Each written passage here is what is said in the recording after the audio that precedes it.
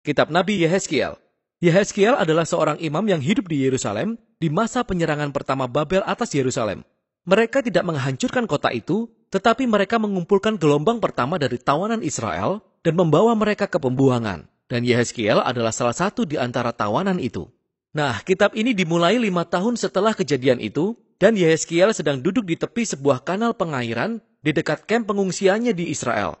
Dan itu adalah hari ulang tahunnya yang ke-30, tahun di mana dia akan ditahbiskan menjadi imam di Yerusalem. Tapi kemudian tiba-tiba Yehezkiel mendapat sebuah penglihatan.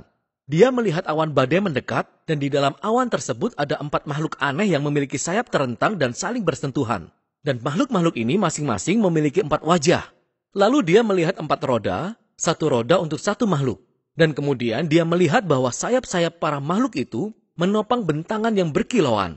Dan di atas bentangan itu ada sebuah tahta, lalu di atas tahta itu duduk makhluk yang menyerupai manusia, mengkilat dan dikelilingi api. Dan secara tiba-tiba, Yehezkiel menyadari apa yang sedang dilihatnya. Dia menyebutnya gambar kemuliaan Tuhan.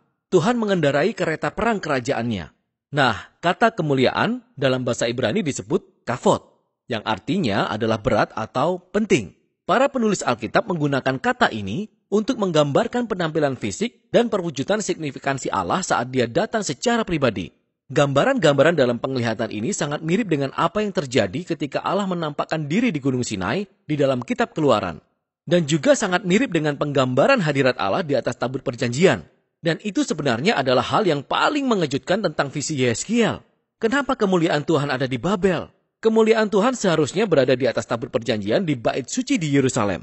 Maka bagian pertama kitab ini dirancang untuk menggali jawaban atas pertanyaan itu ketika Yehezkiel mulai menuduh bangsa Israel melakukan pemberontakan.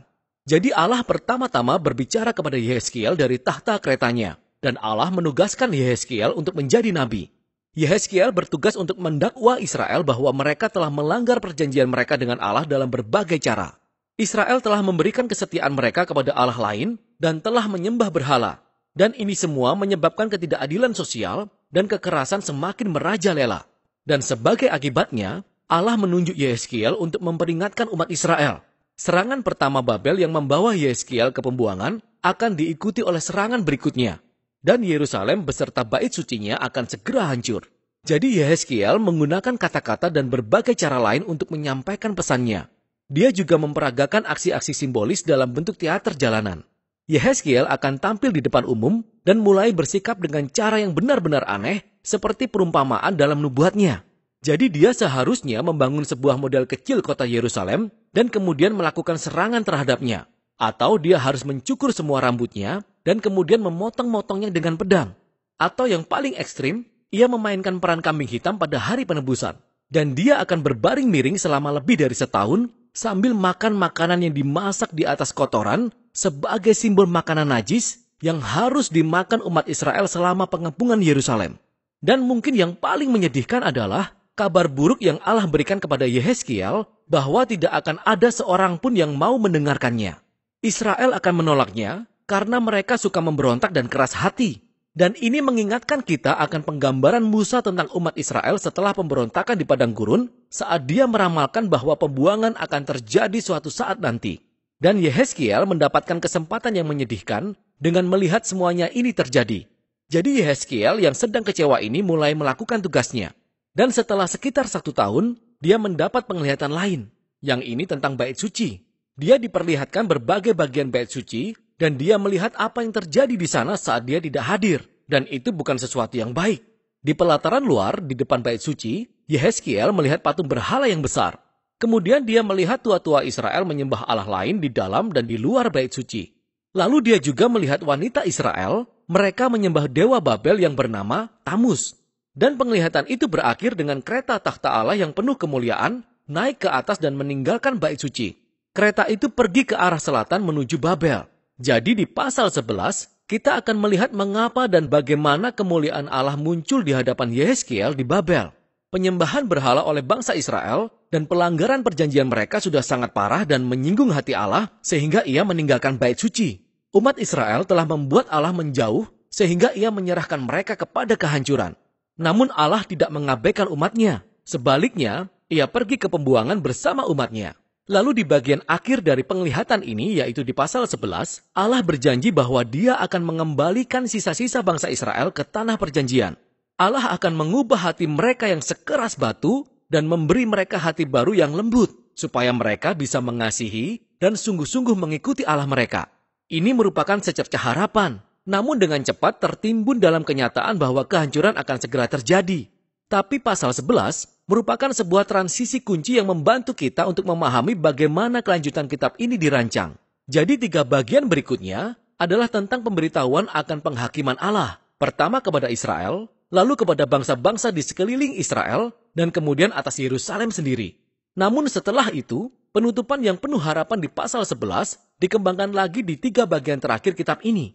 Pertama, harapan bagi Israel, kemudian untuk semua bangsa, lalu untuk seluruh ciptaan. Pasal 12-24 berfokus kepada datangnya penghakiman Allah atas Israel, dan ini adalah kumpulan puisi dan esai yang beragam. Dan di sini, Yehezkiel menunjukkan kecintaannya kepada perumpamaan dan alegori. Jadi dia menggambarkan bangsa Israel sebagai tongkat yang terbakar dan tidak berguna, atau sebagai istri yang suka memberontak, atau sebagai singa yang mengamuk dan berbahaya yang tertangkap, atau sebagai kakak beradik yang suka bersundal. Itu semua adalah gambaran pemberontakan dan penyembahan berhala bangsa Israel yang tidak masuk akal dan mengakibatkan kehancuran mereka. Di bagian ini, Yehezkiel juga bertindak seperti seorang pengacara. Dia mulai mengajukan argumennya terhadap kasus ini, bahwa pertama-tama, kehancuran Yerusalem sudah selayaknya terjadi setelah adanya pelanggaran terhadap hukum Taurat yang terjadi selama berabad-abad. Dan bahwa sekalipun orang-orang benar di dunia ini seperti Nuh, Daniel, atau Ayub masih hidup dan berdoa supaya Allah mengampuni Israel, Allah tidak akan berkenan kepada doa-doa mereka. Semuanya sudah terlambat. Jadi kebajikan Allah justru menuntut supaya Dia mendatangkan keadilan atas generasi bangsa Israel ini. Pembuangan itu tak terhindarkan lagi. Mereka sudah sangat keterlaluan. Setelah ini, Yehezkiel berfokus pada bangsa-bangsa di sekeliling Israel, dan kemudian pada 2 negara paling kuat di wilayah ini, Mesir dan kemudian Tirus. Israel telah bersekutu dengan bangsa-bangsa ini dan mengadopsi dewa-dewa dan berhala mereka. Maka Allah mendakwa raja-raja Tirus dan Mesir karena dengan sombong melihat diri mereka sendiri sebagai Tuhan yang bisa menentukan yang benar dan yang salah sesuai pengertian mereka sendiri. Dan Allah menuntut raja-raja ini bertanggung jawab atas keangkuhan mereka. Dan Allah memberitahu bahwa Dia akan memakai Babel untuk menaklukkan mereka. Mereka akan menghadapi keadilan Allah seperti yang lainnya. Kelanjutan dari bagian yang menegangkan ini adalah sebuah kisah pendek di pasal 33. Yehezkiel bertemu dengan seorang pengungsi yang baru saja tiba dari Yerusalem, dan dia memberikan laporan kepadanya. Babel telah menyerbu kota Yerusalem. Kotanya runtuh, dan bait suci itu hancur. Peringatan suram Yehezkiel telah menjadi kenyataan. Tapi ingatlah bagian akhir di pasal 11, itu bukan akhir dari kisah ini. Nanti di video berikutnya, kita akan mengeksplorasi penglihatan Yehezkiel yang dahsyat tentang pengharapan. Tapi untuk sekarang, itulah isi paruh pertama kitab Yehezkiel.